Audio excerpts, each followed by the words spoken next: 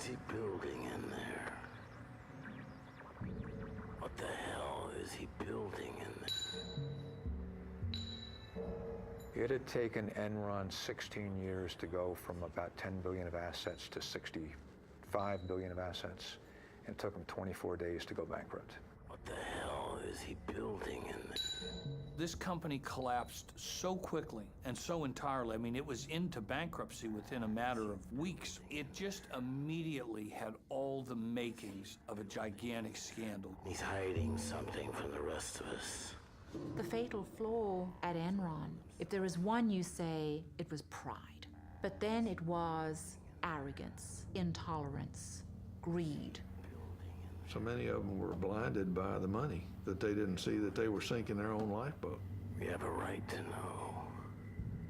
It just got hungrier and hungrier. Sooner or later, they were doomed to go off that cliff at 90 miles an hour. It's astounding that they got away with it for so long. In reality, Enron was a house of cards. What we didn't know is that the house of cards had been built over a pool of gasoline. It all sort of became smoke and mirrors. Committee will come to order. This is a case of America's largest corporate bankruptcy. The question here is what happened, who was responsible for it happening, and what can we do to prevent this sort of thing from happening again?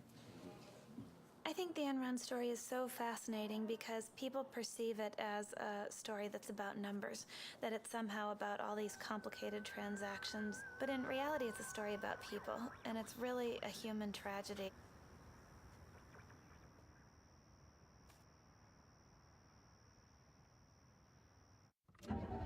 Mama may have, Papa may have, but God bless the child that's got his own, that's got his own. Yes, the strong gets more while the weak ones fade. Empty pockets don't ever make the grade. Mama may have, Papa may have, but God bless the child that's got his own, that's got his own. Money, you got lots of friends crowding round the door. When you're gone and spending ends. On this date at 2:23 a.m., Sugar Land Police discovered John C. Baxter located inside his vehicle with an apparent gunshot wound to the head. At this time, it has been a suicide note located. Sort of, can you give us any indication whether this was related to Enron's bankruptcy? We do know that he was an Enron employee, but as far as any other indications of why he committed suicide, no, we do not.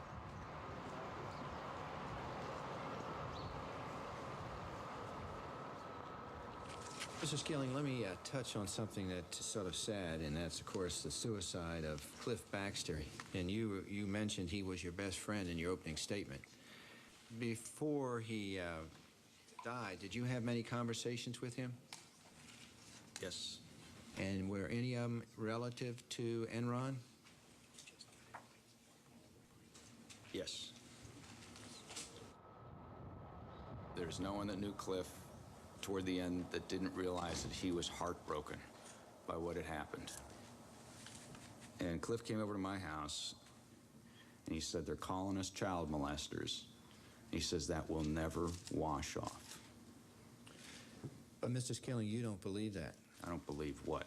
You don't believe that the press and everybody calling Cliff Baxter or yourself or anybody on the board of directors denigrating or tainting you, you don't think it's accurate. It's what you're saying to us here today. I do not believe, I did not do anything wrong that was not in the interest, and all the time that I worked for Enron Corporation, that was in the interest of the shareholders of the company.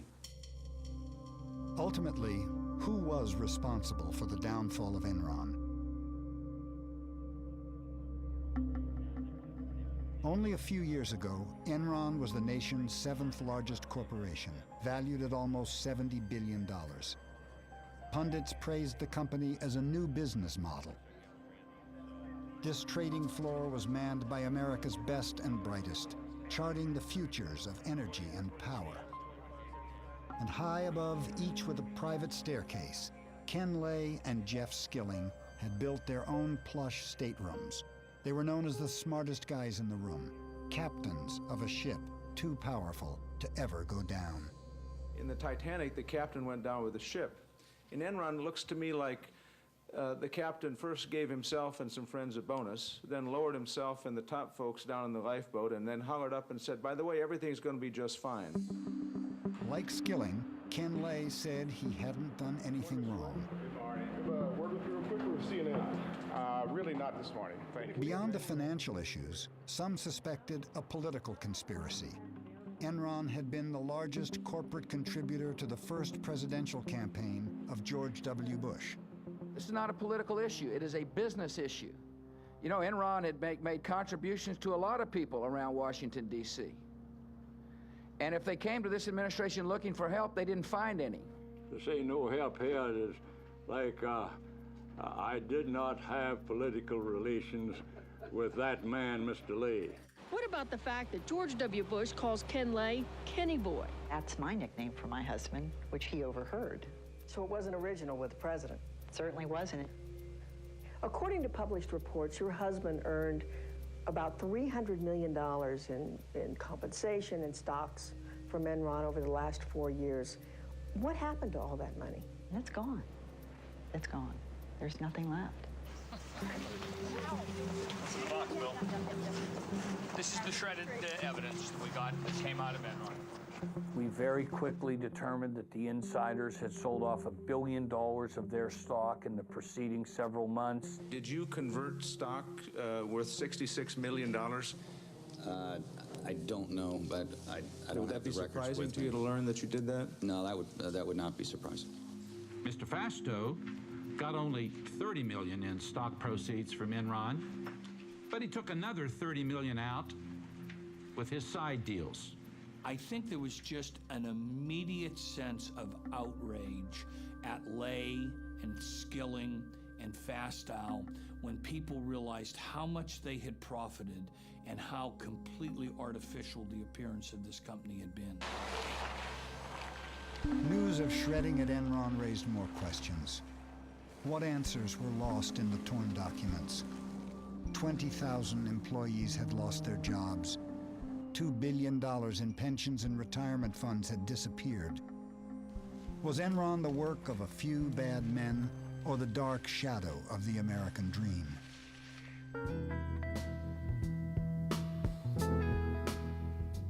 Lay comes to the story of Enron from very humble roots. My father was a Baptist minister, and he was ordained a Baptist minister while I was very young, probably 2 or 3 years old. Ken Lay was a Baptist preacher's son in a family that had been poor all its life. And he, throughout his life, worked several jobs as a kid, and clearly had in mind that things could be better and wanted things to be better and had a huge ambition to make wealth for himself. He told a story later about sitting on a tractor dreaming about the world of business and how different it could be from the way things were for him and his family. Lay was a PhD in economics, and he became very early on a real apostle for deregulation. He was way ahead of the curve on this. He was thinking about energy markets that would be deregulated, and in particular, a natural gas industry that was shackled by deregulation. And he pushed aggressively in Washington to change all of that. Who could ever reach me was the son of a preacher man. In Washington, Lay became part of a new crusade to liberate businessmen from the rules and regulations of government. Government is not the solution to our problem. Government is the problem. The societies which have achieved the most spectacular, broad-based economic progress in the shortest period of time are not the most tightly controlled, not necessarily the biggest in size, or the wealthiest in natural resources. No, what unites them all is their willingness to believe in the magic of the marketplace. That old black magic has me in its spell. The magic power of deregulation pushed Ken Lay to found Enron in 1985.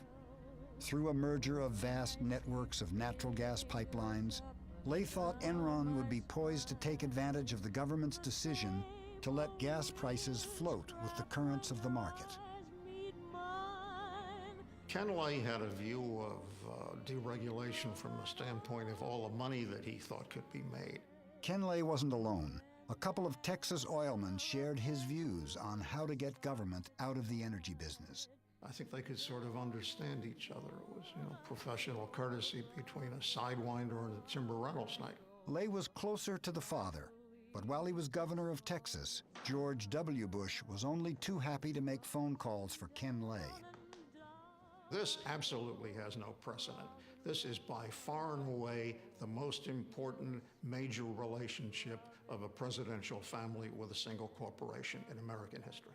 When Rich Kinder, one of Enron's executives, left the company, Lay arranged for a video Valentine. Rich, I've been asked to think of one thing I could say to you on your departure from Enron, and it'd be this. Don't leave Texas. Well, Rich, you have been fantastic to the Bush family. I don't think anybody did more than you did to support George. And of course, at this stage in my life, and Barbara's too, that's what really matters, your family and your friends. Early on, George Bush Sr. helped secure billions in government subsidies for Enron International, and he helped promote Lay as deregulation's ambassador at large. Enron is a company that deals with everyone with absolute integrity. We want people to leave a transaction with Enron thinking that they've been dealt with in the highest possible way as far as integrity and truthfulness. He always wrapped himself in the cloak of moral rectitude. But there was one episode early on that raised questions about whether he was actually walking the walk. This was the Enron oil scandal, also known as the Valhalla scandal. While you were at Arthur Andersen, were you involved in an investigation at a company called Enron Oil? Yes, I was. The issue with the company in 1987 involved the misappropriation of monies by two traders. In 1987, two oil traders made bets for Enron on whether the price of oil would rise or fall. Oil trading is like gambling. Sometimes you win, sometimes you lose. But Enron Oil always seemed to win, much to Ken Lay's delight. I tried to explain to Ken Lay the tremendous risk that you have in that market. You can lose 10 times your original investment. A veteran trader, Mike Muckleroy, was suspicious of Enron Oil's steady, high profits. Well, this oil trading business had profits that nobody could really understand, and in fact that many of Ken Lay's lieutenants questioned. They said this business can't be making this much money legitimately. Something weird is going on. Something weird was going on. The first hint came from an anonymous tip about the president of the company, Louis Bourget. Bourget had taken some $3+ million of corporate funds and put it in a personal account of his. There were offshore accounts, phony books, and a trail that led from the company's treasurer, Tom Mastroeni, to a mysterious Lebanese speculator no one could find, M. Yass. What name did you suspect that was? My ass, and M. Smart. I said, that's Maxwell Smart. I mean, these guys are playing games. Bourget and Mastroeni were summoned to Houston. First, they presented falsified bank records to Enron. Then they admitted they had diverted company profits to personal accounts. It was brought to the attention of the Enron board. Auditors were brought in as well to look at the whole thing. At the board meeting, the auditors told Lay that Bourget and his traders were manipulating earnings, destroying daily trading records, and probably gambling way beyond their limits. The next day, we found out that Lay's decision was to basically change nothing as far as the operation's concerned. And the reason he gave was that this was the only part of the combined company that was making any money, and that he could not, kill the golden goose. The traders weren't fired or even disciplined. Instead, Enron sent a telex to Bourget. Please keep making us millions. Instead of reducing Enron's risk, Lay encouraged his traders to gamble more. But then, their luck changed. 2 months later, I got this panic call that they had drawn down $90 million in the previous 5 days. What we could do is just try to find out what kind of gorilla we had loose up there. McElroy hopped on the next plane to New York. He knew Mastroeni had another set of books, and he would do whatever it took to get them.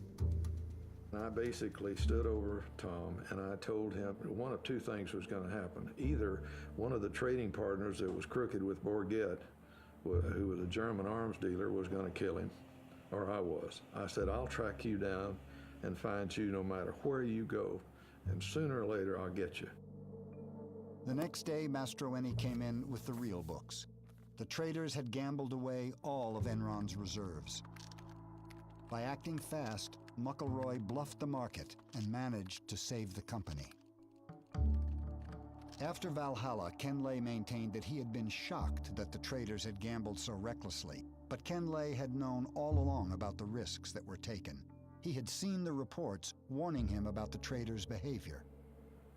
Since the fall of Enron, Ken Lay has said he can't be responsible for things he didn't know about. Sounds like what he said about Valhalla. Do you believe that he didn't know?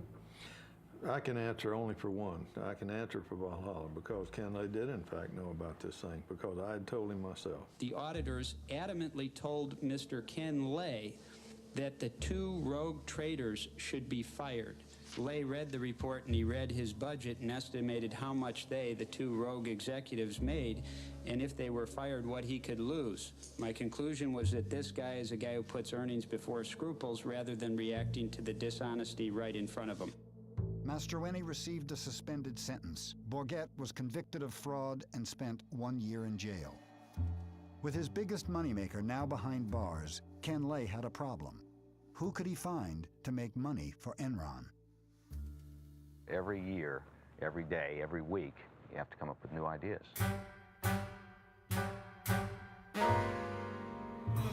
I'm going straight to the top. Whoa. Ken Lay saw in Jeff Skilling the guy who had the answer to what the future of the natural gas business was supposed to be. Ken Lay is also a guy who considers himself a visionary, and he liked other people he thought of as visionaries. He liked people with big ideas, and Jeff Skilling was a person with the biggest ideas of all. Jeff Skilling's biggest single idea was to find a new way to deliver energy. Rather than be bound by the physical flow of the pipeline, Enron would become a kind of stock market for natural gas. It was a magical new idea. Transform energy into financial instruments that could be traded like stocks and bonds. So that was the one good idea. In 1992, using that good idea, we became the largest buyer and seller of natural gas in North America.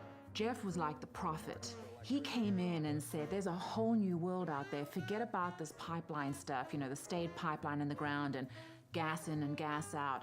We can recreate this entire industry. An attorney from Vinson & Elkins, Amanda Martin was one of the first executives hired by Jeff Skilling and became part of his inner circle. The excitement was palpable. You cannot imagine how proud we all were to be there. And then, of course, we had a leader who imbued us with a sense of confidence that if we were smart, anything could be accomplished. And then the bottom line, we began to make money. And that in and of itself was a reaffirmation that this could be big. Skilling saw the opportunity to build an industry new and to start a business from scratch, but he had one specific condition that had to be met before he'd join Enron, and it was that he'd be allowed to use a certain kind of accounting known as mark-to-market. Arthur Andersen signed off and the SEC approved it. I remember walking in and going, what's going on? And Causey and everybody, I mean, everyone was so excited, and in came the champagne, and we'd got mark-to-market accounting treatment. And I often think about how clear my memory was about that event. And that was the beginning of a major cog in the downfall, ultimately, of Enron. Mark-to-market accounting allowed Enron to book potential future profits on the very day a deal was signed. No matter how little cash actually came in the door, to the outside world, Enron's profits could be whatever Enron said they were. Very subjective. And very It left it open to manipulation. And they were saying that we're going to sell power out of this power plant in 10 years for X dollars per kilowatt. And there was no way anybody could prove that they could do it. Well, hey, good Rich, morning. how are you? Finally, Good to great, see you. Jeff. Yeah. Good Morning, to see Rich. Todd. Sit down. We've been working hard on this, and we've really pulled out all the stops. Look what we got. Origination. We did $20 million last year. We think we can do $120 million this year. Trading. We did $10 million last year. We think we can do 64 this year. This is the key. We're going to move from mark-to-market accounting to something I call HFV, hypothetical future value accounting. Whoa! If we do that, we can add a gazillion dollars to the bottom line. Whoa, Jeff! All right, that sounds fantastic. Oh, Jeff, thank you. That's just superb performance. And you're going to go far, my boy. Probably president of the company one day. You think so? I think. He really believed that the idea was everything, and that when you came up with an idea, you should be able to book the profits from that idea right away. Because otherwise, some lesser man was taking the profits from the idea that some greater man had come up with in the past. When Jeff Skilling applied to Harvard Business School, the professor asked him if he was smart. He replied, "I'm fucking smart." One of his favorite books was The Selfish Gene, about the ways human nature is steered by greed and competition in the service of passing on our genes. At Enron, Skilling wanted to set free the basic instincts of survival of the fittest. Jeff had a very Darwinian view of how the world worked. He was famous for saying once in Enron's early years that money was the only thing that motivated people. Skilling's notion of how the world should work really trickled down and affected everything about how Enron did business. He instituted a system known as the PRC, or Performance Review Committee. It required that people be graded from a 1 to a 5, and roughly 10% of people had to be a 5, and those people were supposed to be fired. Hence, this came to be known as rank and yank. I personally am convinced that the PRC process is the most important process that we conduct as a company. I've never heard of a company yet that would be successful terminating 15% of their people every year just to satisfy the fact that the other employees had to vote on them. And so when you're being evaluated by that group, you are getting direct communication from Ken and me about what the objectives of the company are and how you fit with those objectives. It was a brutal process. The ability for a 25-year-old to go in and to be reviewed and to be superior, and as a consequence, get a $5 million bonus. I don't think that's repeated in many places in corporate America. Our culture is a tough culture. It is a very, very aggressive culture. $8 million on new deals. At Enron, no one was more aggressive than the traders. If I'm on the way to my boss's office to argue about my compensation, and if I step on somebody's throat on the way, that doubles it, well, I'll stomp on the guy's throat. You know, that's how people work. Is that your $4.5 million? On the trading side, we got to be the biggest, baddest house in town. And by necessity, if you wanted to be in the market, you had to deal with Enron. Try to reconcile your big numbers here. Enron's traders were like the super powerful high school clique that even the principal doesn't dare to rein in. They had become the major engine of at least reported profits at the company. They took Jeff Skilling and Ken Lay's belief in free markets and turned it into an ideology. But they pitch it almost as a new economic religion. Enron Online will change the markets for many, many commodities. It is creating an open, transparent marketplace that replaces the dark, blind system that existed. It is real simple. You turn on your computer, and it's right there. That's our vision. We're trying to change the world.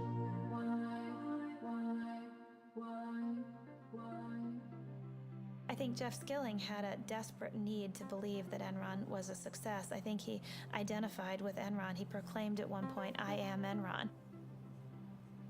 The other thing about people at Enron is a lot of them were former nerds, and including Jeff Skilling. He had been paunchy, he had big glasses, he losing his hair, and Jeff Skilling one day kind of woke up and decided to change himself. And he started working out, lost a lot of weight, but he really did remake himself through sheer will and force of personality. When Jeff got LASIK on his eyes, everybody at Enron got LASIK, so nobody was wearing glasses. I think Jeff Skilling, he's really a tragic figure in a classic sense of the word. He's a guy that people describe as incandescently brilliant, but he's also a guy who is radically different than he at times portrays himself. He's portrayed himself as somebody who has very tightly monitored risk. In reality, he's a gambler. He gambled away huge sums of money before he was 20 years old by making wild bets on the market. To Jeff Skilling, risk was glamorous. He was a huge risk taker. He actually talked about wanting to go on trips that were so perilous that someone could actually die.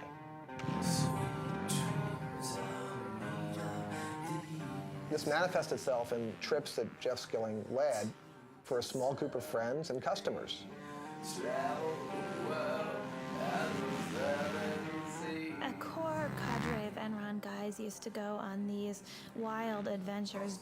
Andy Fastow would go, Ken Rice would go. The trips were legend. You know, we can sit and think about what strange insecurities they were trying to overcome, but it made them feel good as men. And they took a particularly memorable trip to the Baja, 1,200 miles in very rugged terrain in Mexico. This is a trip where people crashed bikes. Ken Rice was on the trip and he busted a lip and required a bunch of stitches. People broke bones. One guy flipped a Jeep and almost got killed. Those sorts of stories at Enron became legend, and it fed the whole macho culture of the place.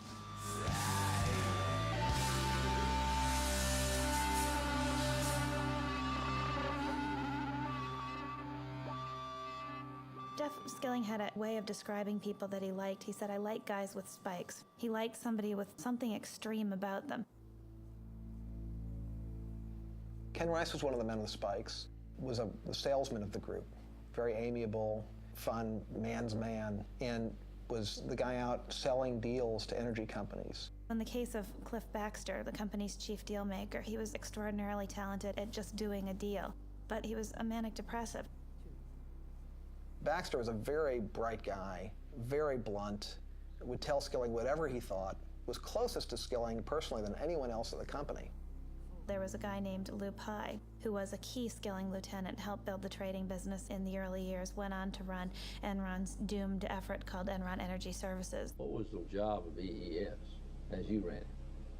It was to sell energy services to end users, industrial end users. Lou Pye is the guy that Skilling tapped to run the EES business because this was so important to the company and to Skilling's future. He called Lou Pye my ICBM. And Lou Pye dispatched his enemies with incredible skill. And if that meant leaving bodies behind him, Skilling was certainly fine about that. Not feeling anything. Lou Pye was kind of a mysterious figure. He's kind of like the invisible CEO. For a while, he was located on the 7th floor, and there was this long office, and it was all glass and closed. And you would walk by there, and it was just almost all the time it was empty. Details didn't interest Lou Pye. Only two things seemed to motivate Pye: money and a peculiar fascination with strippers. For Pye, it was all about the numbers. 1, 2, 3, 4. 1, 2, 3, 4, 5, 6. 1. He was there every night after work, and he usually brought some of the traders along with him. He spent quite a lot of money there as well, much of it charged to the Enron expense accounts. There were rumors that he brought strippers up to the trading floor. Almost everyone knew the story. The story is that because he's kind of a mild, soft-spoken, almost meek individual, that maybe the strippers didn't even believe he was the CEO. So he took him up to his office, and I guess they put on a little show for him there. These are the days, my friend. One night he was at a club, and one of the guys said, Lou, all the rest of us are single. We don't have any problem, but how do you keep your wife from smelling the stripper's perfume on you? And Lou said, oh, I've got a secret. So I stop in at a gas station on the way home, and I spill a little gasoline on myself, and it kills the scent. So the other guy shot back and said, but Lou, doesn't your wife then think you're fucking the gas station attendant? In the context of Lou Pye, everyone was horrified. The pall fell over the table because Lou Pye was not a man to trifle with. 2 days later, The guy who told the joke, as Enron legend has it, was dispatched to Calgary, Canada. Lou Pai lost all interest in running EES as soon as the numbers got high enough. I netted approximately $100 million. I don't know if that number's accurate, plus or minus 20 million. And he actually left Enron with more money than anybody, $250 million, because he sold all his stock in Enron after he got a divorce from his wife in order to marry his stripper girlfriend who had had his child. His exit from Enron was as mysterious as his presence there. Just sort of one day, we all learned that Lou Pai was no longer the CEO of EES. Though Lou Pai flew away from Enron with $250 million, the divisions he left behind lost a total of nearly $1 billion. But Enron managed to disguise that fact. Lou Pai became the second largest landowner in Colorado. It was the number. It was always making those numbers and looking, it was, to me, the real mythology is high school mythology, that, you wanted to be the most popular guy on Wall Street and you were going to do whatever you had to do to stay there. And Jeff understood those rules better than I think anyone else.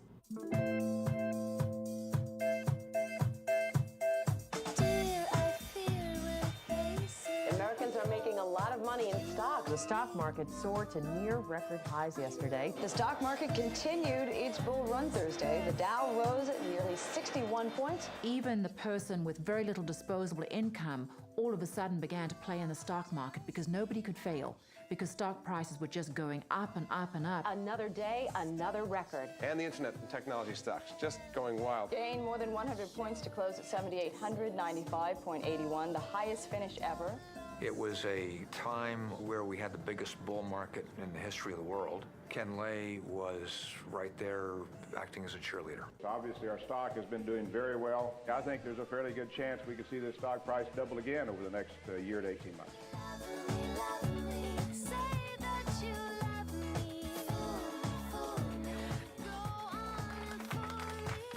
Enron mounted a campaign to capture the hearts and minds of stock analysts. The natural gas stocks include Enron. We're never satisfied, and I don't want us to ever be satisfied with the stock price. It should always be higher. Enron posted a 30% jump in second quarter profits as web-based trading boosted its wholesale energy business. The game was played on Wall Street in such an established way throughout the 1990s. As long as a company met or exceeded the analyst projections for quarterly earnings per share, the stock went higher.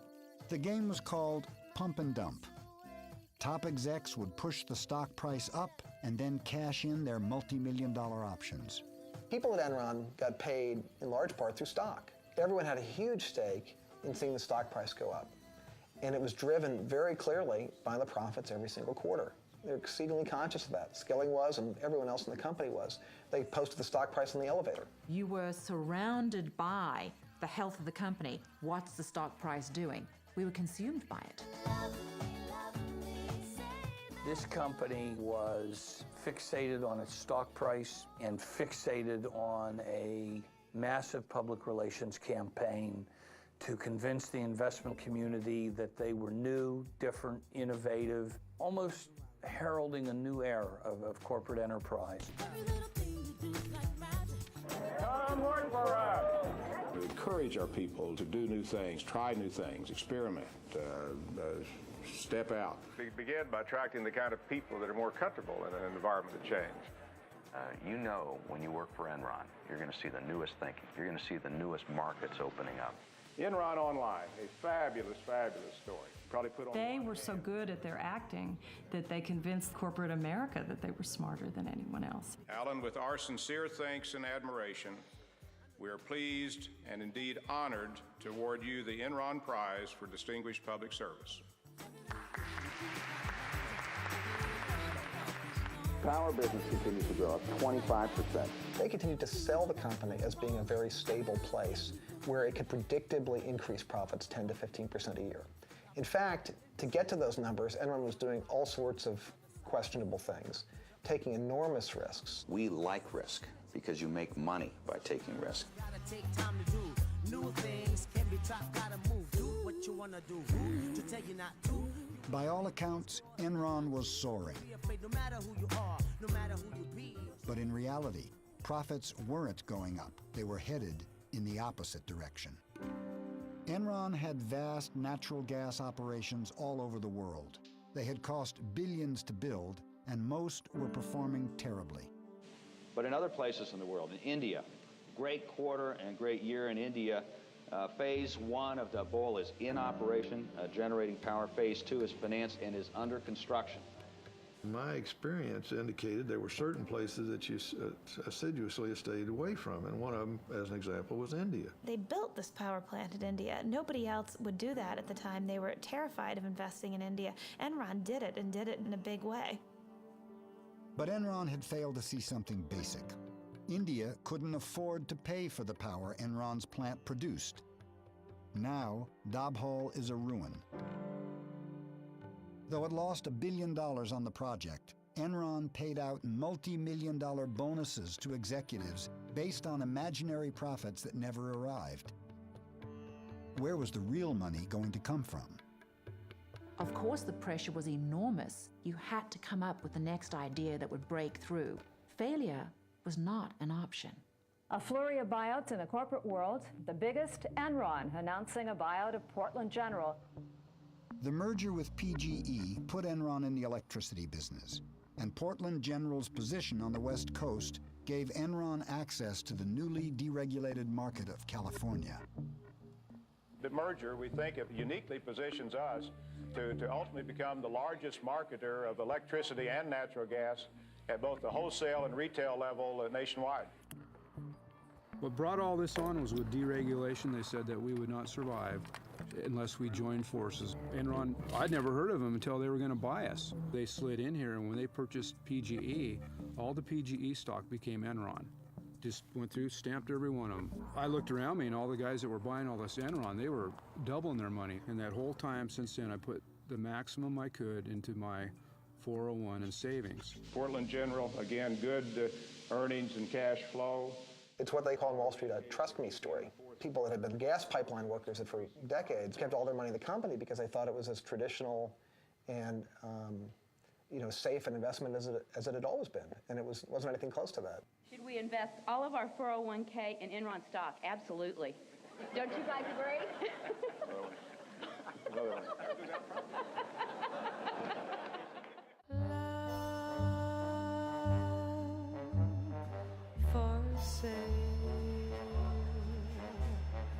Enron is a big winner today. One of the things that fascinated me was that almost all of the Wall Street analysts who covered Enron had buy ratings or strong buy ratings on the company's stock. Why were the analysts blinded to the company's deceit? We relied on the information that was available at the time. I trusted the integrity of the company's certified financial statements and the representations of the company's management. And we've been absolutely upfront with the analysts. Jeff Skilling was the critical component in creating the Enron illusion. Time and time again, when we had a question to the sell-side analysts that they couldn't answer, the response was, I'll give Jeff a call. I'll run this by Jeff. By giving Jeff a call, the analysts weren't analyzing at all. They were willing to believe virtually anything Enron told them.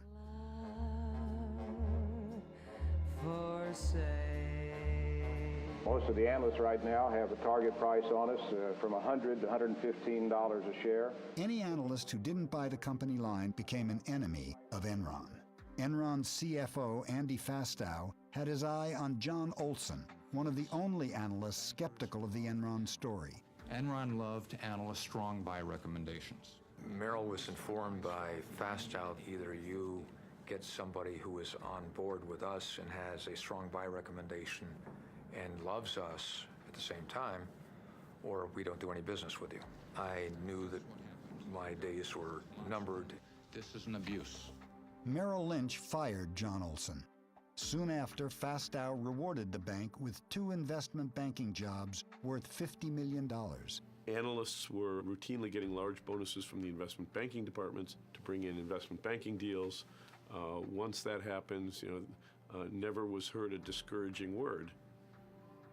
While Enron's stock kept rising, its businesses kept losing money.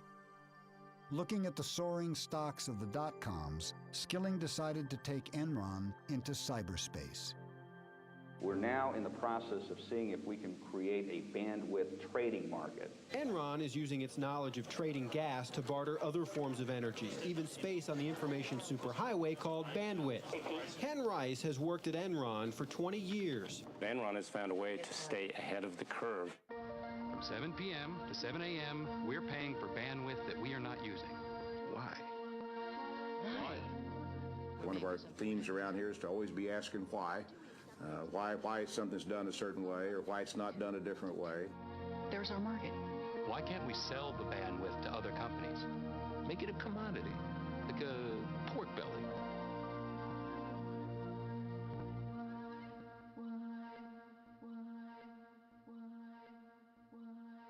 Just last week, Enron captivated Wall Street with its bold move into broadband, teaming up with Blockbuster to deliver movies on demand. It was like being at a religious cult meeting. People started jumping up from their seats with their cell phones and their BlackBerries, running out to the halls to call their bosses. One analyst summed up his recommendation to investors in one word: wow. Enron's stock soared 34% in 2 days. And you can tell from the response in the stock market that they like the strategy. It makes sense. They announced that they had developed the technology. It would be in test markets by the end of the year. And the technology works. The quality is great, and the customers like it, so we've made a lot of progress. The truth was that Enron was just struggling with the technology for video on demand. The technology didn't work, and the deal with Blockbuster soon collapsed. But with the magic of mark-to-market, Enron used future projections to book $53 million in earnings on a deal that didn't make a penny. By the end of the year 2000, Enron was running out of ways to make the broadband business look successful. They'd tried every trick in the bag to try to create the illusion of a business where there was none, and the people who were working there were getting increasingly desperate. The executives started selling their stock. By Enron's collapse, Ken Rice had sold $53 million. Ken Lay had sold $300 million. Cliff Baxter, $35 million. Jeff Skilling, $200 million. As the fraud is perpetuated, all the various lies and artifices begin to convince the ringmaster, if you will, himself, that it's this own bizarre reality. In fact, the fraud is the reality. The perception is the reality. And as long as you can keep the perception going on, it really isn't a fraud. You spoke about bandwidth trading. What about weather options or futures? How is that market developing? Yeah, we have a market in weather. When Enron announced its latest plan to trade weather, people wondered whether it was good science or science fiction. Did the weather guys get punished here if the weather is wrong? I mean, they're predicting. Do you have any whip marks on your back there, Mike? Well, unfortunately, that's a good call. Jeff, as time went on, had a harder time admitting things were wrong. And I have to believe that, when the lights went out at night, he knew what was coming.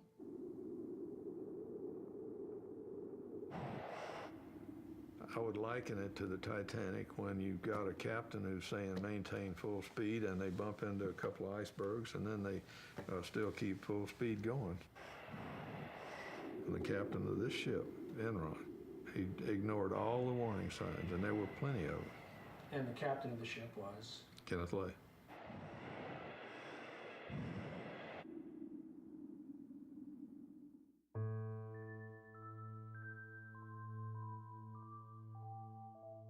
It was one of the bloodiest days in Wall Street history. Shares plummeted 31%. Tech stocks led Friday's fierce sell-off. This is really a great wake-up call. Millions of nervous investors following the huge drop on Friday. The Dow Jones... Enron was especially a big deal by the end of the year 2000 because by then most internet companies had already begun to fall and everybody on Wall Street was looking for the next big thing. And here you had Enron, which appeared to be this shining star of a new economy company. Its stock price went up 90% in the year 2000 and had gone up over 50% the year before that. It was an it stock on Wall Street, one of those companies that can seemingly do no wrong. We were the poster child for the new economy. We had this culture that had a lot of focus on reminding us how good we were. And as that culture emerged, then we get to Fortune magazine telling us we were the most innovative corporation in America. Then we really began to feel good about ourselves. Well, you all did it again. Enron was just recently chosen again for the 6th year in a row in the most admired company survey by Fortune magazine as the most innovative company in America. Well deserved, well deserved. The sales pitch still sounded good, but one investor saw something in Enron's numbers that the stock analysts had missed. By and large, the analysts admitted to us in person it's a black box. You have to take it on faith. Who knows where the earnings come from? They just pop out, and all we know is they're always good. And I kept pointing out, well, yeah, isn't that the whole point of if it's a black box and it's there to fool you, the numbers are always going to be good until they're not. I'm not a beat reporter, so I would have had no reason to look at Enron, but Jim Chanos mentioned to me that I should take a closer look at Enron's financial statements, and it wasn't clear from Enron's financial statements that there was fraud here, but what was clear is that something didn't add up. In March 2001, Bethany McLean, a reporter with Fortune magazine, first raised questions about Enron's financial condition. She asked a simple question in the article that no one could seem to answer. How exactly does Enron make its money? You got very upset at her, didn't you? I very specifically remember the telephone conversation that I had with the Fortune reporter. She called up and started asking some very, very specific questions about accounting treatment on things. I am not an accountant, and I could not answer them. He became really, really agitated. He said that people who raised questions like this were just trying to throw rocks at the company, and that I was not ethical because I hadn't done enough homework. And if I had done enough homework, I would understand how off-base my questions were. Mr. Skilling, it appears as if you were trying to bully someone who was asking very basic questions about Enron. I said to her, I have got 6 minutes left before I have to be in a meeting, and I can't get into the details, and I'm not an accountant. And she said, well, that's fine, we're going to do the article anyway. And I said, if you do that, I personally think that's unethical. Yeah. And the next day, our chief financial officer and our chief accounting officer flew to New York at Enron's expense to sit down, not with the editors, but to sit down with the reporter on that story and help her understand the questions that she was asking.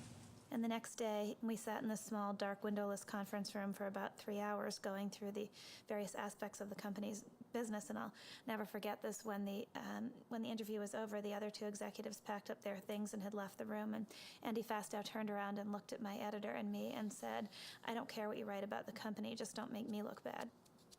And Fastow had good reasons for not wanting to look bad. There were these partnerships that were run by Andy Fastow that were doing business with Enron, and these were disclosed in the company's financial statements, but I didn't mention them in the story I wrote because I thought, well, the accountants and the board of directors have said that this is okay, so I must be crazy to think there's anything wrong with this. The story I ran was actually pretty meek. The title was, Is Enron Overpriced? But in the end, I couldn't prove that it was anything more than an overvalued stock, and I was probably too naive to suspect that it was anything more than that. And was her article critical? Yes, it was.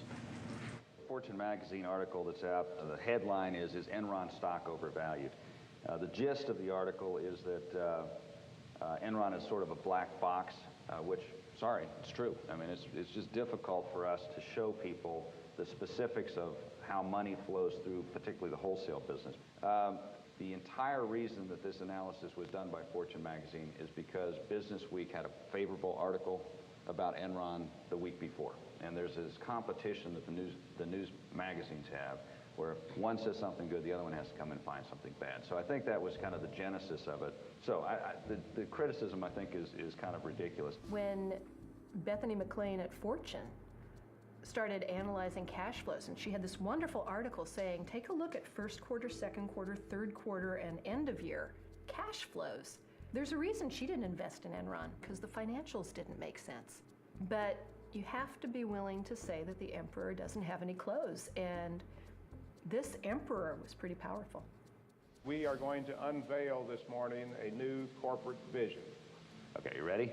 1, 2, 3. How's this? It's really hard to know when Enron first crossed the line into outright fraud, but there isn't any doubt about who the guy was who led them there. It was a protege of Jeff Skilling's by the name of Andy Fastow.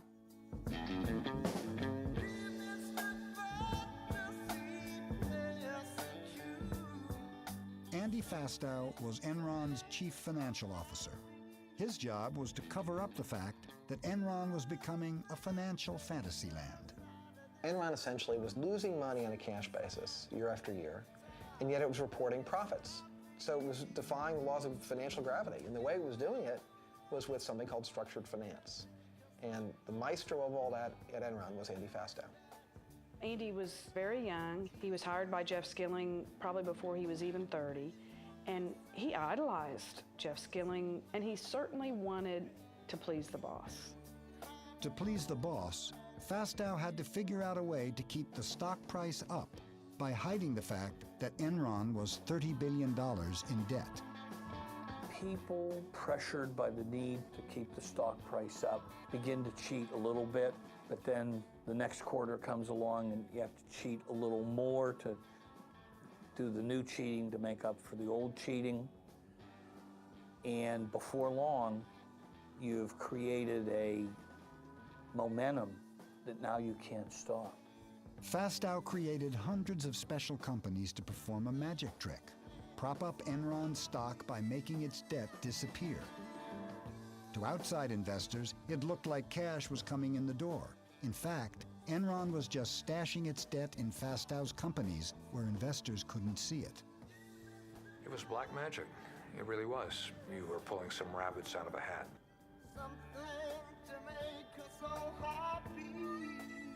They could bury debt, they could bury losses. Many of the companies had exotic names: Jedi, Chuko, Raptors. LJM was Fastow's most ambitious creation. It would work magic for Enron, and it would allow Fastow to conjure $45 million for himself. Andy, in many ways, was someone we all knew didn't have a strong moral compass.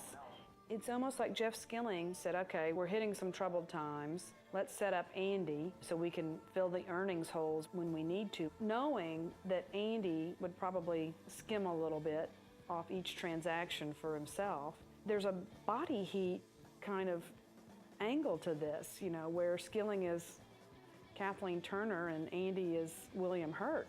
You know, in the end, he got suckered into helping all the executives meet their earnings. What I wish, in retrospect, I wish I'd never heard of LJM.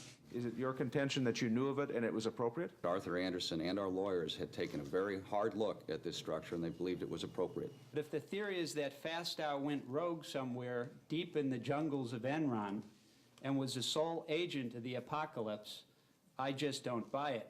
Skilling, Lay, and the Enron board had signed off on Fastow's LJM funds. They saw the benefits of letting Fastow do deals with himself. It is in Enron's best interest because Enron needs the capital, number one. In a secret videotape that surfaced after the bankruptcy, Fastow can be seen selling LJM to a group of Merrill Lynch bankers. He pitches them on the benefits of investing in a fund that only buys assets from Enron. Remember, I'm not selling the assets to myself. They own the assets, they're selling them to LJM too. Fastow knew what kind of deal he was offering as Enron's CFO. He could guarantee profits for LJM. Yeah, I think this is an extraordinary opportunity. He has a sort of Cheshire cat grin on his face as he talks about all the ways that the fund is going to profit, and he talks about the informational advantages that he's going to have in his dual role as Enron's CFO and as the head of these funds. Special arrangement.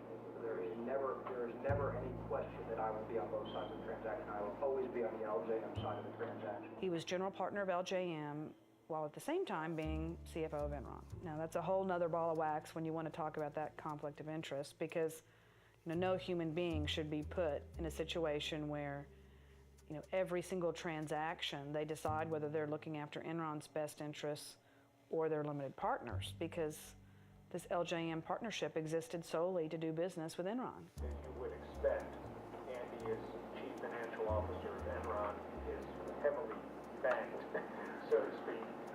as a result, there are 5 or 6 of the name brand banks who have stepped up and said they'll commit to this. Commit they did, and why not? Fastow was letting them gamble with Enron's chips. Fastow was using Enron stock as collateral for a lot of these things. They were betting their own company on the transactions. With a prospect of returns that would exceed 2,000%, 96 individual bankers invested in LJM, and America's major banks put up as much as $25 million each. It's sort of a who's who of Wall Street. J.P. Morgan Chase, CS First Boston, Citibank, Merrill Lynch, Deutsche Bank. These are some of the premier investment banks in the world. It's hard for us to poke holes in this business. It's just amazing how skilled Enron and Andy Fastow were at working Wall Street, playing on Wall Street's greed in order to get money out of them. To quote Lenin, they were the investment bankers' useful idiots. As disturbing as Enron's own misconduct is the growing evidence that leading U.S. financial institutions not only took part in Enron's deceptive practices, but at times designed, advanced, and profited from them. The Enron fraud is the story of synergistic corruption. There are supposed to be checks and balances in the system. The lawyers are supposed to say no. The accountants are supposed to say no. The bankers are supposed to say no, but no one who was supposed to say no said no. They all took their share of the money from the fraud and put it in their pockets. Enron paid its advisors well. In 2001, the accounting firm Arthur Andersen received $1 million a week. Enron's law firm, Vinson & Elkins, did nearly as well. Everyone had their hand out at the table. They were all being paid, and as long as Enron continued, they received their fees. They were a part of the process. So it's hard now to say, oh, we didn't know anything. Had we known then what we know now about Enron's practices, we would not have engaged in these transactions with Enron. The facts that we now have come to light about Enron, however, were not known at the time. I believe that the Citigroup professionals involved with these transactions acted in good faith. I'd like you here to look at one Citi email, Exhibit 333I. The email trail here is all too lurid. Oh, for instance, one email I remember where the banker writes, Enron loves these deals. They produce cash, but they don't have to show the debt on the balance sheet. Now, a high school student can figure out that the banks were all knowing participants in this wrongdoing. Merrill Lynch assisted Enron in cooking its books by pretending to purchase an existing Enron asset when it was really engaged in a loan. The accounting sham involved the sale of an interest in 3 Nigerian barges.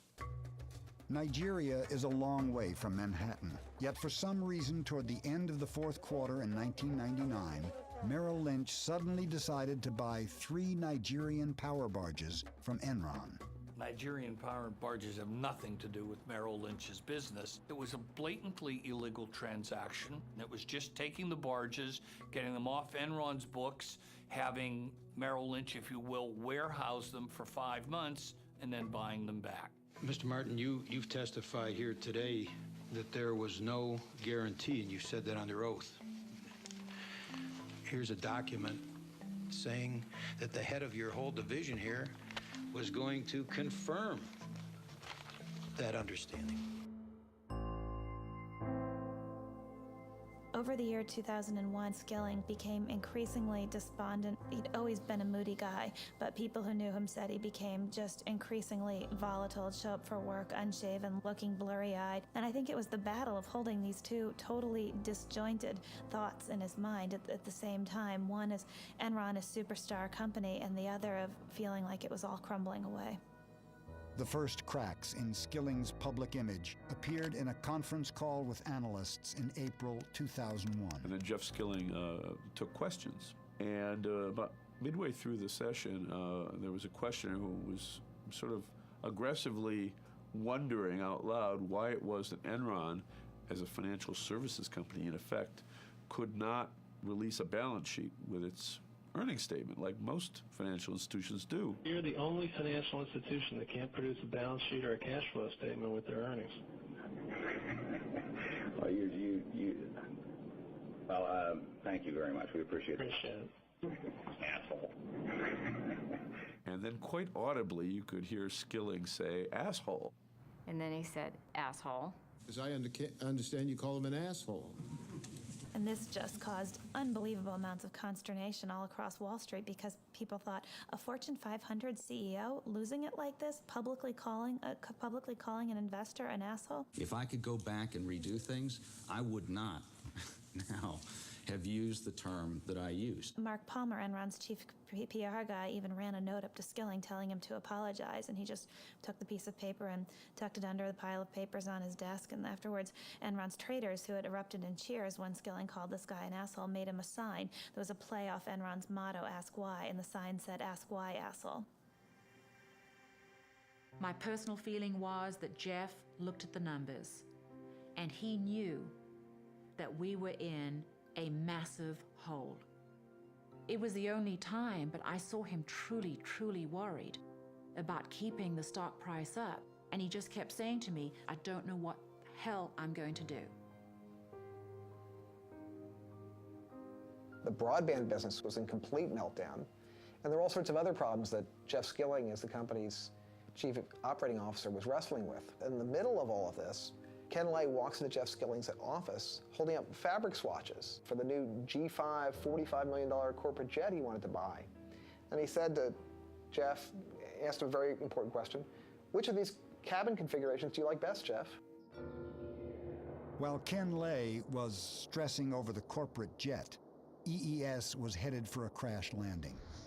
Facing $500 million in losses, Lou Pye's top lieutenant, Tom White, wondered how EES could show a profit by the end of the quarter. One of the things that was always a strange occurrence at Enron was for weeks before a quarterly report, we would be under the impression that we weren't going to make our numbers. But then somehow, miraculously, we always made the numbers and then some. But then a question was asked to Tom White, how is it that we made the numbers? And his answer was one word, California.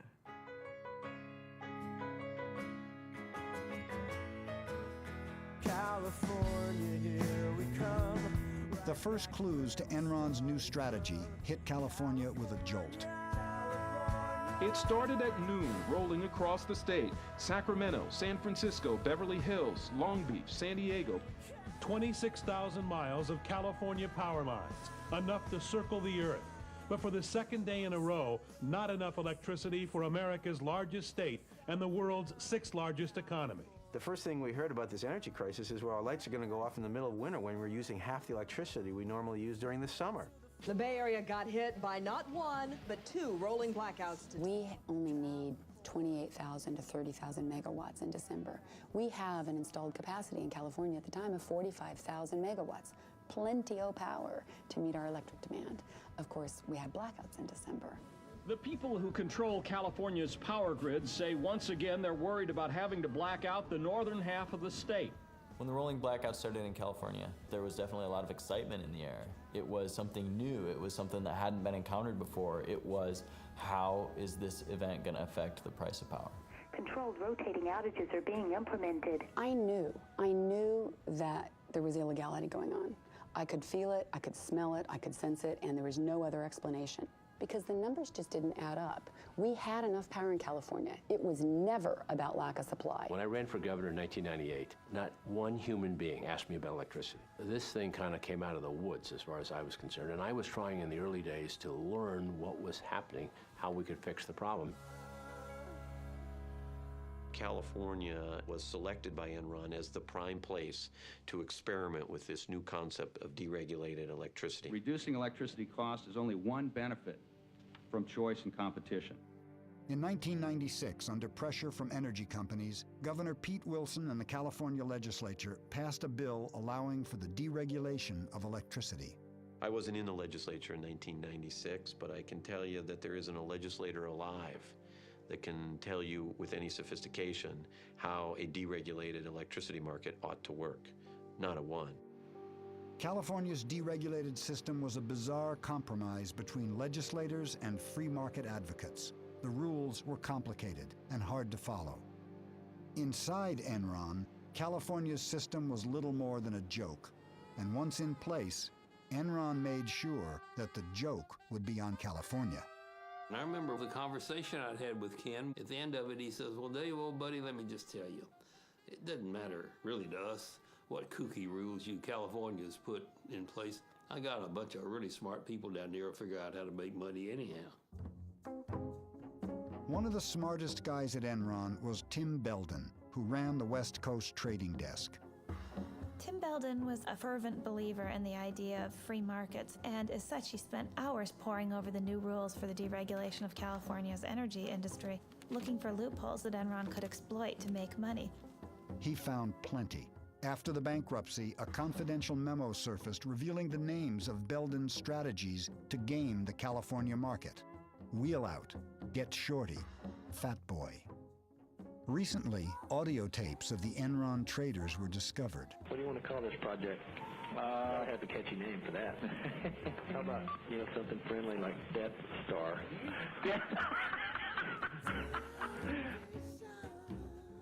The tapes revealed Enron's contempt for any values except one, making money. Hey, John, it's Tim. The regulatory is all in a big concern about is we're wheeling power out of California. He just steals money from California to the tune of $1 million. Can we rephrase that? Okay. He arbitrages the California market to the tune of $1 million or two a day. Right.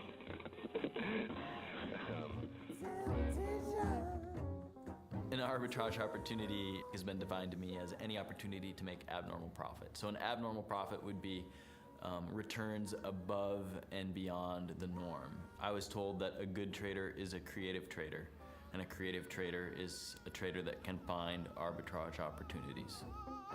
One of those opportunities was called Ricochet.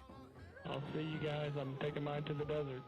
In the midst of the energy shortages, Enron traders started to export power out of the state. When prices soared, they brought it back in. So we fucking export like a motherfucker. You're getting rich. Trying to. Traders would stay after a 12-hour shift and pore over maps of the Western energy grid. What are the permutations and combinations of ways to move power around the West? And I think that that's something that Enron knew better than any other energy marketer in the country, period. We know all of the California imports. We know all of the California load. We're getting pretty spoiled on with this money. You said you were getting a little scared. We're making a little too much, and I tend to agree with you. These are two traders, Traders. This is what they say. What we did was overbook the transmission line we have the rights on and said to California utilities, if you want to use the line, pay us. By the time they agreed to meet our price, rolling blackouts had already hit California, and the price for electricity went through the roof. Did you have any knowledge that this was happening? The only thing that I'm aware of, Senator, is there was a difference of opinion on the rules of the independent system operator. It was just set up. The rules weren't quite clear. We have traders here from Enron who were saying they did something wrong, but you don't see anything wrong. I have one last question, and then I am done. Traders soon discovered that by shutting down power plants, they could create artificial shortages that would push prices even higher. Hey, this is David up at Enron. There's not much demand for power at all, and if we shut it down, could you bring it back up in 3 or 4 hours? Oh, yeah. Why don't you just go ahead and shut her down then, if that's okay? Okay. When you see 2 or 3 energy companies with 30-35% of their entire capacity down for maintenance on a single day, and as a result, the price of electricity skyrocketing 300 or 400%, and then a week later someone else does it up in Northern California, you begin to believe something's not smelling right here. I want you guys to get a little creative and come up with a reason to go down. Like a forced outage type thing. Right. Those guys, at the flip of a switch, could just yank the California economy on its leash whenever they wanted to, and they did it, and they did it, and they did it, and they made so much money. The heart of it is that an industry that went for 100 years, from the days of Edison, built the best electrical system in the world, sold the power at reasonable prices to consumers, and was very reliable, was all of a sudden turned into a casino. These strategies made some money for Enron, but the real money was made by betting that the price of energy would go up. It did, and the West Coast traders made nearly $2 billion for Enron. There's nothing wrong with the capitalism. There's nothing wrong with the free enterprise. You can't treat electricity like you treat oranges. It's the lifeblood of the society. It can't be stored. You can't turn these people loose and let them just have a, quote, free market, because a free market is goddamn expensive to customers. There would be ample supply available at the right fucking price. Oh, sure there would. It wasn't just Enron. Every company traded according to the rules that California put up there. And we're the future of Enron. And we're fucking making $500 million for Enron. Can you believe that? Yeah. We'll definitely retire by we're 30. We're talking about a commodity that normally trades in the $35 to $45 range. High prices are when it gets in the 50s or $1,000. Prices aren't going to stay at $1,000 forever. It weeds out the weak people in the market. Get rid of them, and you know what? The people who are strong will stick around. The Enron traders never seem to step back and say, wait, is what we're doing ethical? Is it in our best long-term interests? Does it help us if we totally rape California? Does that advance our goals of nationwide deregulation? Instead, they sought out every loophole they could in order to profit from California's misery. Temperatures in California are hitting higher than 100 degrees, fueling wildfires and fears that California's strained power grid could once again near collapse. What's happening? There's a fire under the core line. It's been derated from 45 to 2100. Burn, baby, burn. That's a beautiful thing. I was never comfortable on the trading floor at Enron. And if I had questions, I didn't ask them because I didn't want to know the answer. I didn't want confirmed what I suspected might be true. That what I was doing was, in fact, unseemly, or was at least unethical, if not worse. Why did the traders do what they did? Was it their multi-million-dollar bonuses? Or had Enron found a way to exploit the darker side of human behavior? In the early 60s, Stanley Milgram tried to figure out what characteristics there were of evil people. Was there an evil strain, or could normal people do really bad things? And so he set up this experiment. In the experiment, he had an actor playing an experimental subject and a real experimental subject. You want to step right in here, learner, and have a seat there. They went into this room, and he had an experimenter say, we're going to see if mild electric shocks will help people memorize lists. Incorrect. You'll now get a shock of 75 volts. Oh. Soft hair. He kind of did some yelling in there. The Milgram experiment has a lot to say about Enron, because I think people lost their sense of morality. Like Milgram, once you accepted the idea that behaving inhumanely was okay, you could do anything. And the shocks increased with the number of mistakes that they made. I can't stand the pain. Let me out of here. Stand it. I'm not going to kill that man, eh? The subject, the real subject, is begging the scientist-looking person to stop too, and the scientist only says, the experiment requires that you continue. Please continue. Go on, please. You accept all the responsibility? The responsibility is mine, correct. Please go on. In a way, Skilling was almost like the guy telling those people below him that it was okay to up the power. 420 volts. California's electric utilities may have to pull the plug on millions of customers. It's the fucking coolest thing I've done in a long time. Yeah. Holy fuck, yeah. You gotta love the West. 435 volts. During the height of Wednesday's blackout, fire crews had to free people trapped in elevators. What money you guys stole from those poor grandmothers of California? Yeah, Grandma Millie, man. But she's the one who couldn't figure out how to fucking vote on the butterfly ballot. Now she wants her fucking money back for the power you charged right up her ass. 450 volts. Yeah, they're out there having fun in the warm California sun. We must continue. Go on, please. You're going to keep giving what, 450 volts every shot now? That's correct. Continue. It's kind of hard to say, well, we shouldn't do this even though it's allowed because, I mean, that's what we do. Right. The best that could happen is fucking an earthquake, let that thing float out to the Pacific and put them fucking candles. Boys, 450 volts. Milgram's discovery was disturbing. 50% of the subjects were willing to shock to the death, so long as the commands came from a seemingly legitimate source. Yeah, they're out there having fun in the warm California sun. Tonight I'm declaring a state of emergency in California to give the state the authority and the resources to keep the lights on in California. The governor, who's been basically capitulating to the demands of the energy companies and the utility companies, needs to put his foot down. We wanted the governor to send in the state police or the National Guard to seize control of the power plants and put them back online. And I thought we didn't have to take over every plant. We really only had to take over one, because then they would know he meant it. I'm going to get the $9 billion back that Enron, Dynergy, and Reliant stole from us and get it back to you.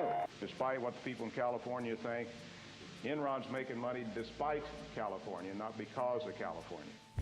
The year-long energy crisis would cost the state of California $30 billion. The markets in California are the most regulated markets in North America today. And that's what's causing the problem. California is never deregulated. Enron buy stock today. Thank you very much. We are doing the right thing. You're the good guys. We are the good guys. We are on the side of angels. Oh, I can't help myself. You know what the difference is between the state of California and the Titanic? And this is being webcast. I know I'm going to regret this. At least when the Titanic went down, the lights were on.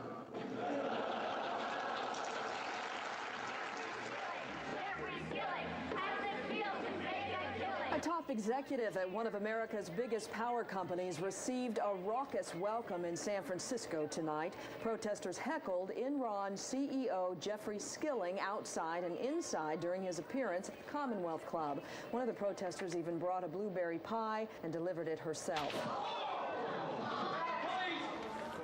$132 million is what he made. We have a 50% hike in utility rates. Consumers in California are angry, and they should be. And if we had anything to do with this, then we are the stupidest people in the world. I work for an organization. Every day people call saying they can't pay their electricity bill. Millions of dollars off of California. When the tidal wave of public anger started to grow, Ken Lay flew out here and convened a meeting of friends, and I guess he had a little more foresight than we did. He invited Arnold Schwarzenegger, brought them together at the Peninsula Hotel, and had a lunch meeting. The notes from that meeting really still have never surfaced, but we know that Ken Lay's pitch was, we've got to stay the course with deregulation, and the market will correct itself and everything will turn out fine. Now, at the time, we didn't understand really why he was so concerned, but now we do. The fact is that Ken Lay was out here because he understood that Enron itself was a house of cards, and if deregulation were to collapse, that Enron itself would collapse. But Ken Lay had a trump card. In the midst of the energy crisis, his friend George W. Bush became president. I, George Walker Bush, do solemnly swear. I, George Walker Bush, do solemnly swear. Ken Lay's going to be Secretary of Energy. Get out of here. No. How great would that be for all the players in the market? It'd be great. I'd love to see Ken Lay be Secretary of Energy. Ken Lay did have easy access to the Bush administration. On April 17th, he met with Vice President Dick Cheney and strongly argued against the imposition of federal price caps in California.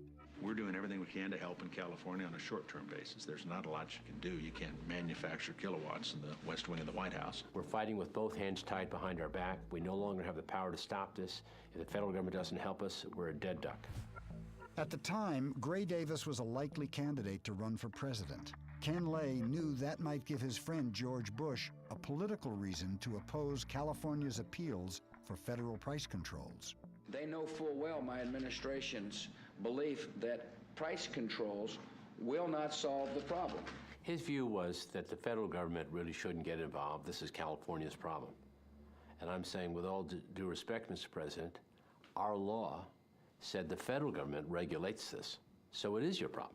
And you make appointments to the Federal Energy Regulatory Commission. So we had a polite but spirited discussion on that. And he says, I just can't be of help to you on that. As I said from the very beginning of my administration, we'll work to help California in any way we can. And the best way we can is to be good citizens. FERC, the federal agency which regulates energy in America, refused to intervene.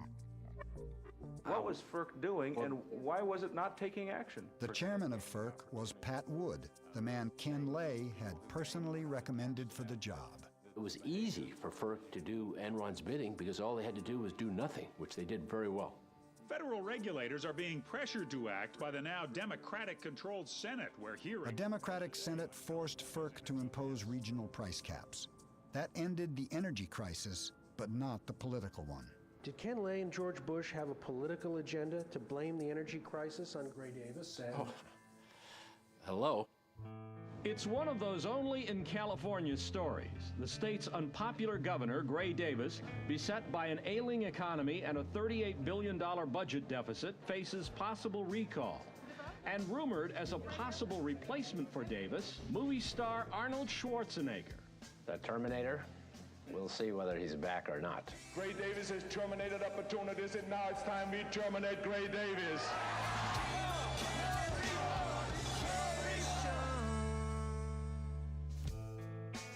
Could I predict a phony energy crisis as a result of deregulation? Yes. Could I predict that Arnold Schwarzenegger would be our governor as a result of deregulation? Never would have come up with that. That's like a bad science fiction movie. Apparently we have all been wrong. It is pronounced California. Ladies and gentlemen, the governor of the great state of California, Arnold Schwarzenegger.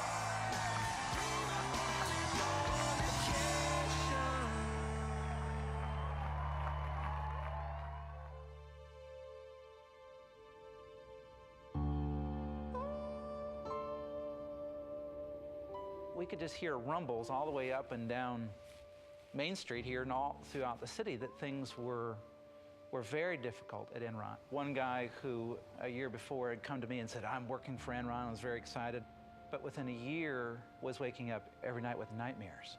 I've got no life left, and I feel like I'm being consumed by this company. As doubts began to surface about the company and the erratic behavior of its CEO, Enron's stock began to fall. I remember one of the most poignant meetings I'd ever had with Jeff. I had left Enron, and I had come over to talk about whether or not I would return to Enron. I said, Jeff, you've got a real problem. The traders, they will cut your throat if they think it will get them to the trough sooner. Jeff was silent. And he looked out the window, and he looked back at me and he said, yeah, Amanda, you're most likely right. By the end, the traders ran Enron. You know, the inmates had taken over the asylum.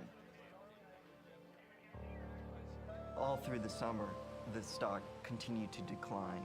There was a buzz that a major announcement was going to take place, but we all thought that Ken Lay was leaving Enron and that he had been asked by the Bush administration to join his administration. But that wasn't the case at all.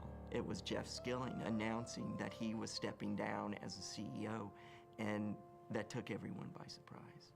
No one could believe that. CEOs generally don't just resign out of the blue without a well-orchestrated PR campaign beforehand to pave the way so there's no disruption, there's no questions, there's no front-page stories, which of course is exactly what happened. It was at that point that I knew the architect of the disaster knows that it's crumbling and the rat is leaving the sinking ship. 2 days later, I met with him and Ken Lay, as I had informed the company that I was going to downgrade the stock on Skilling's resignation. I asked Jeff Skilling, are there any more shoes to drop? Have we seen the worst of it? And I was concerned about the energy crisis that was occurring in California. Well, Skilling convinced me that it was for personal reasons. I left his meeting feeling sort of emotional because of the concern that he seemed to be showing about the relationship he had with his family. he appeared to be distraught. And I remember saying to an investor, if he's not telling the truth, then it's a good thing he quit his day job because he needs to go to Hollywood. I left Enron on August 14, 2001 for personal reasons. Mr. Skilling, a massive earthquake struck Enron right after your departure. And people in far inferior positions to you could see cracks in the walls, feel the tremors, feel the windows rattling. And you want us to believe that you sat there in your office and and had no clue that this place was about to collapse. On the day I left, on August 14th, 2001, I believe the company was in strong financial condition. I think he was smart enough, and he didn't even have to be that smart. He had seen documents that I think predicted the future. I think he was smart enough to think, I can get out now, and this company isn't going to collapse for a year, maybe a year and a half, so I won't get the blame. It was working fine when I left, guys. After Skilling resigned, Enron's chairman, Ken Lay, took over as CEO.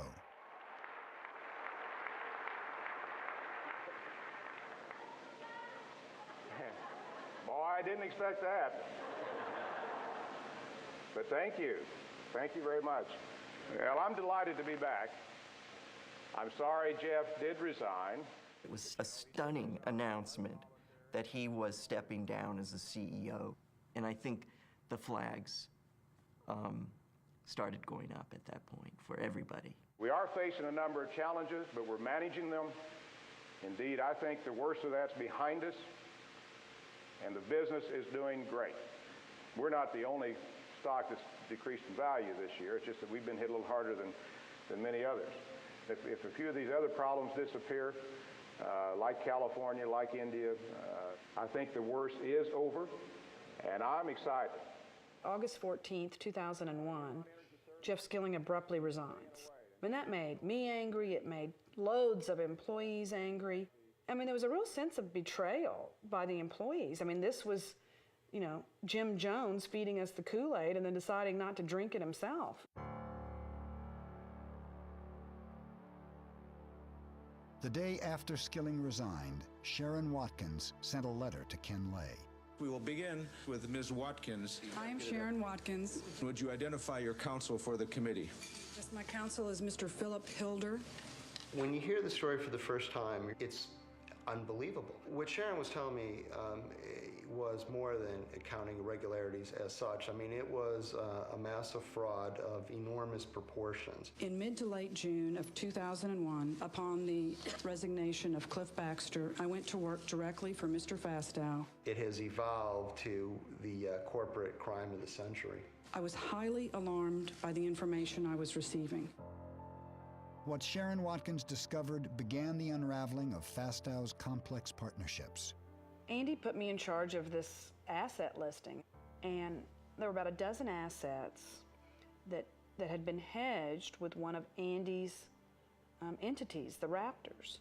And so I was working with a spreadsheet, and you know, the math just didn't add up. It didn't make sense to me. I mean, accounting doesn't get that creative. You know, I couldn't believe that Arthur Andersen had signed off on it. I couldn't believe that so many people were going along. Behind Fastow's partnerships were enormous guarantees of Enron's stock. Fastow had gambled Enron's future on the hope that its stock would never fall. My first reaction was that I should warn Ken Lay. The day after Skilling left, I sent this one-page anonymous letter. But within a week, I was meeting with Ken Lay. I'd identified myself in the hopes of really making my point that Enron needed to address this situation. I mean, companies rarely get away with cooking the books, but when they do survive, it's when they come clean, not when they're exposed from the outside. Ms. Watkins, I went Ms. Watkins did not talk to me, Senator. Well, Ms. Watkins said Clifford Baxter told her that he met with you repeatedly to express his concern. Cliff and Andy they didn't like each other. They had a very strained personal relationship, and Cliff's issue had nothing to do with the appropriateness or inappropriateness of the transaction. I'd mentioned Cliff Baxter in these memos. And I remember I made the comment to him, well, you're one of the good guys. You know, you were one of the people fighting against this. and it'll be all right. And he said, oh, I don't think it's going to be all right for any of us involved in this. When I started working on the book with Sharon, I was interested in writing about a whistleblower. People don't really appreciate what she did and the bravery that it took in that company. Andy Fastow would not have put his hands in the Enron candy jar without an explicit or implicit approval to do so by Mr. Skilling. I can't for the life of me see what basis she would have for suggesting that I would know some of that. I mean, how would she know that? And I don't see that it's at all inconsistent that there would be some things I don't know if some people purposely kept me from knowing some things. I felt like I was one lone voice within Enron saying, look, we've committed horrible fraud. And of course, all hell broke loose. Within 6 short weeks, Enron was spinning out of control. Probably in more normal circumstances, I would have had a few more words to say about September the 11th. Just like America's under attack by terrorism, I think we're under attack. And of course, now we've got the SEC inquiry, informal inquiry. The SEC launched an investigation when the Wall Street Journal published articles revealing Fastow's murky deals. Enron announced massive financial restatements. Investors began to worry that billions in mark-to-market profits were really losses. As you can, of course, see, the underlying fundamentals of our businesses are very strong. Indeed, the strongest they've ever been. But regrettably, that's not what Wall Street is focusing on, and I doubt that's what you're focusing on. This inquiry will take a lot of time on the part of our accountants and lawyers and others, but it will finally put these issues to rest. At the very moment Ken Lay was talking to employees, only a few blocks away, Enron's accounting firm, Arthur Andersen, had begun destroying its Enron files. On October 23rd, Andersen shredded more than 1 ton of paper. Despite the rumors, despite the speculation, the company is doing well, both financially and operationally. He was making all kinds of statements, reassuring employees, and not just employees, reassuring investors. We have no accounting irregularities. The company's in the best shape it's ever been in. Now, from the standpoint of Enron stock, we're going to bring it back. We're going to bring it back. All right, we're down to questions. And I've got a few up here. I would like to know if you are on crack. If so, that would explain a lot. If not, you may want to start because it's going to be a long time before we trust you again. It certainly wasn't clear to anyone at Enron, much less anyone outside of Enron. It wasn't really clear what was going on or what was going to happen. I know there's a lot of speculation about Andy's involvement. I and the board are also sure that Andy has operated in the most ethical and appropriate manner possible. The next day, Andy Fastow was fired when the Enron board discovered that he had made more than $45 million from his LJN partnerships. Question, Mr. Fastow, is how could you believe that your actions were in any way consistent with your fiduciary duties to Enron and its shareholders or with common sense notions of corporate ethics and propriety? How do you answer, sir? Mr. Chairman, on the advice of my counsel, I respectfully decline to answer the questions based on the protection afforded me under the United States Constitution. Andy, in many ways, I think he was set up as the fall guy. All of the Enron executives were saying, there's your man, Andy Fastow, he's the crook. You know, he's the one that stole from Enron, stole from LJM. He's the one that cooked the books. Go after him. I've thought about this, and it couldn't have just been a few executives at Enron that made this happen. If you think of the banks involved, Chase, Morgan, Citibank, the billions in loans, Arthur Andersen. What about Vincent and Elkins, the lawyers that represented us? There had to have been complicity across the board because it was all too easy. all too easy.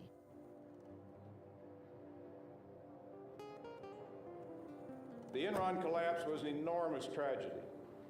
This is a company that had over 30,000 employees, and clearly in a company that size, you have a lot of senior officers that have a lot of authority in which you place enormous trust. Clearly in this case, there was at least one, Andy Fastow, that betrayed that trust to the extent that I did not know what he was doing, that he obviously didn't share with me what he was doing. Then indeed, I cannot take responsibility for what he did. I never heard him say, I take responsibility for a thing. Sounded to me like the wonderful movie Chicago.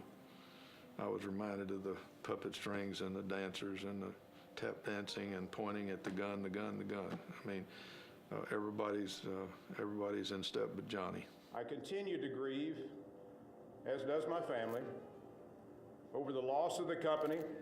Linda and I saw our net worth reduced from several $100 million down to something less than $20 million on a net worth basis. And of course, as you said, about $1 million or less in liquidity.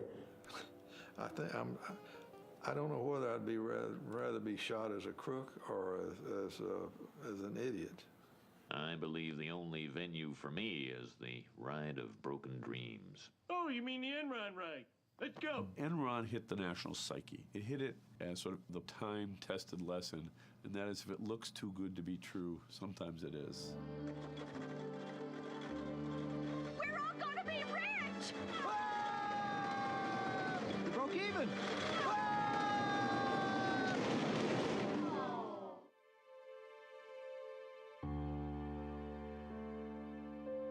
It is my belief that Enron's failure was due to a classic run on the bank.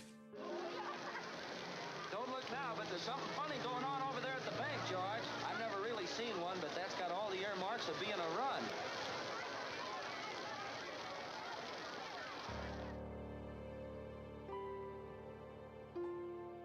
On December 2nd, 2001, less than 4 months after Skilling's resignation, Enron declared bankruptcy.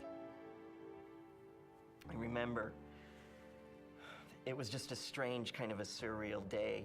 We learned around 9:30 about the bankruptcy and that we were all being let go. We all felt like we were on the Titanic and the last lifeboats had long gone and we were just now on the sinking ship. We had 30 minutes to leave the building, and at that point, it was no longer like being on the Titanic. It was kind of like being on the Lusitania. The torpedo had hit, and there's 20 minutes to get out. There's a lot of disbelief. Very few of the rank and file people ever dreamed that Enron would actually go bankrupt.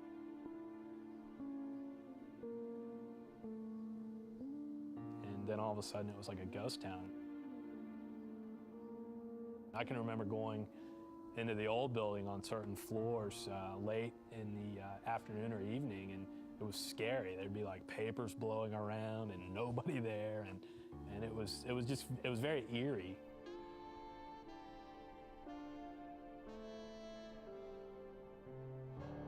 Mr. Skilling, your opening statement was extremely compassionate to the employees. And I want to show you a tape, and I believe we have it ready to go. Listen to this. Should we invest all of our 401k in Enron stock? Absolutely. Don't you guys agree? Why is it that you had begun unloading your stock pretty heavily before that date, and yet led the employees to think they should keep buying stock? Mr. Senator, I have been a major shareholder in Enron Corporation, and you can take the videotape to mean what you want it to mean. I was a supporter of Enron Corporation. You know what happened to those people. They lost everything. I feel terrible about what happened to the employees. Well, at one time, things were really rosy for us, and we all had some really nice-looking 401ks and pensions, but it peaked, and then it just started going down, and went lower and lower and lower. The peak, I had about $348,000, and I sold it all for $1,200. Was what I got for it when it was done. While Enron's stock was plummeting, the retirement accounts of Enron's rank-and-file workers were frozen. We were frozen out of our accounts. It was right about $32, I believe. And over that time, from when it was frozen to when it opened up, I think it went down to 9. And we could not access it. And what came out later that was so bad was the fact that Ken Lay and Skilling and all the top people were moving their money then, but we couldn't. The insiders had sold off $1 billion of their stock. Compare that to the lineman who worked for a state-owned utility company for most of his life, put away money each month, and what's he have to show at the end of the day for his years of hard and decent labor? He gets a big goose egg. And Pi is out in Hawaii somewhere with $350 million in the bank. That's wrong.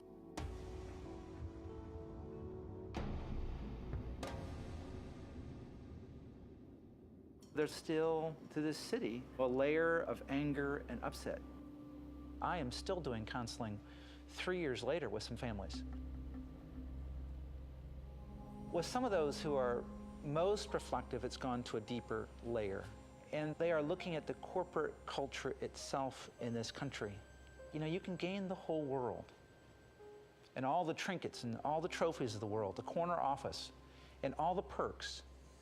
And you really can lose your soul in the midst of this. On January 25, 2002, 7 weeks after the Enron bankruptcy, Cliff Baxter committed suicide. With the media hounding him because he was mentioned in my memos, and the fact that he had been sued civilly because he'd cashed in for about $30 million worth of stock, I guess it all came crashing down on him.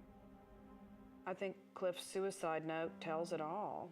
You know, where there was once great pride, now there is none. It's very hard for me to talk about Cliff. We were very close for many years. And he was a wonderful, wonderful man. But a lot of who Cliff was tied up in how he had succeeded at Enron. It is hard to look at your life's work and say, it's failed. But you have to take a long, cold look at yourself and say, who was I? Who did I become? And realize that you may have seen your shadow. Andy Fastow pled guilty to conspiracy to commit wire fraud. He agreed to forfeit $23 million in assets.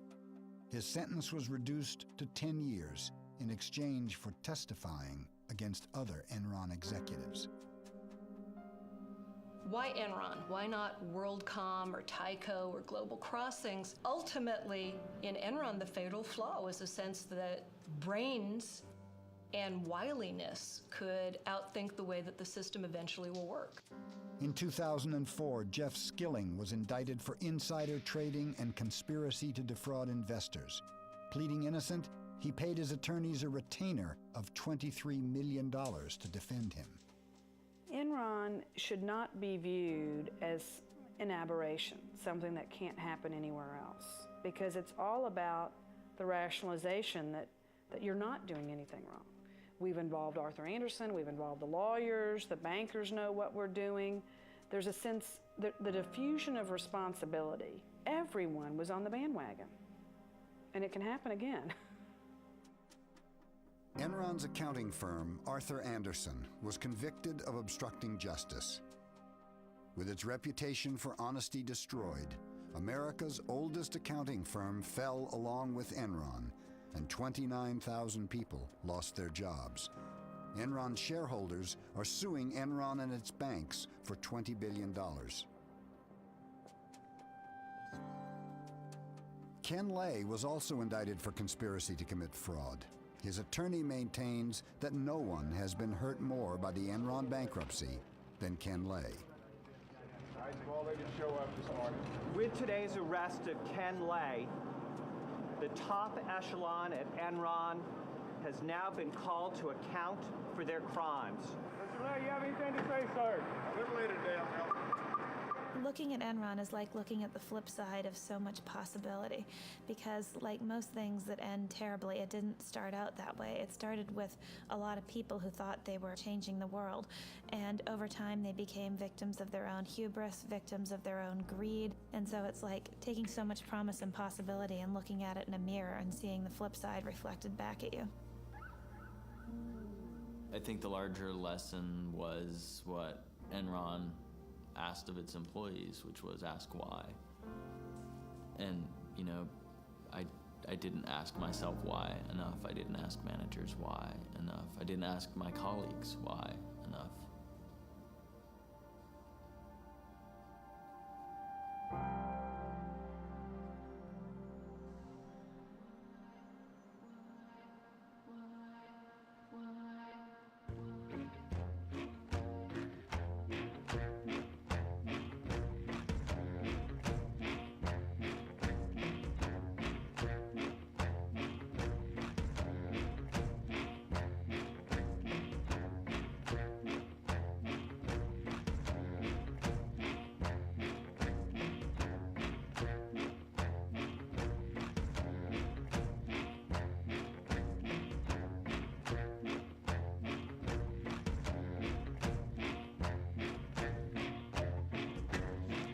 I'd sell your heart to the top man, baby, for a buck.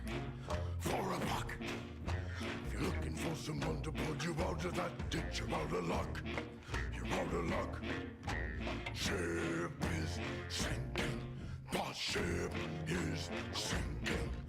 The ship is sinking. There's a leak in the boiler room. The poor, the lame, the blind. Who were the ones that we kept in charge? Killers, thieves, and warriors. God's away, God's away, God's away on business, business. Digging up the tank with the shovel and the pick. It's a job, it's a job. Bloody mood rising with the plague and the fun. Doing the mob, doing the mob. It's all over. It's all over. It's all over. And there's a leak in the boiler room. The poor, the lame, the blind. Who were the ones that we kept in charge? Killers, thieves, and lawyers. God's away, God's away, God's away on business, business.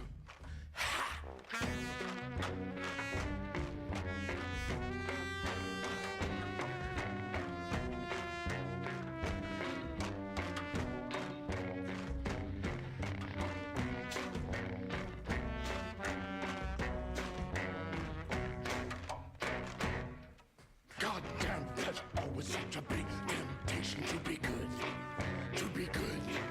There's always free cheddar in a mousetrap, baby. It's a deal, it's a deal. God's away, God's away, God's away on business, business. God's away, God's away, God's away on business, business. I narrow my eyes like a coin slot, baby. Let her ring, let her ring.